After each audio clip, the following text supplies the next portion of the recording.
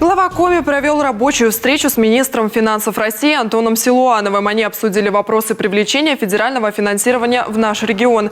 Как отметил Владимир Уйба, встреча была плодотворной. Удалось договориться о том, что на строительство республиканской инфекционной больницы будут предусмотрены средства из федерального бюджета в рамках софинансирования. А это значит, что инфекционную больницу республика будет достраивать. По перинатальному центру, он тоже у нас был в повестке, договорились о том, что мы дополнительно будем в следующем году вносить на доп. Расходы, и Минфин тоже будет этот вопрос поддерживать. В целом у нас есть очень большой объем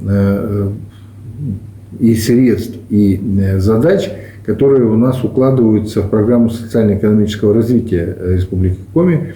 Она разработана, она сейчас прошла практически согласование во всех федеральных органах исполнительной власти, министерствах, ведомствах.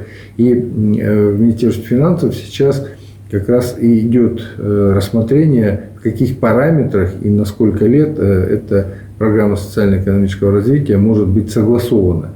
Поэтому договорились, что сразу в новом году мы вновь проведем ряд встреч, ряд совещаний по программе социально-экономического развития с тем, чтобы максимальный объем по задачам, которые мы включили, а соответственно за этими задачами и мероприятиями потянутся и финансирование, все-таки были в эту программу включены. Программа социально-экономического развития региона направлена в основном на решение вопросов Воркуты и Инты, а также переселение из ветхого и аварийного жилья, ремонта дорог и мостов.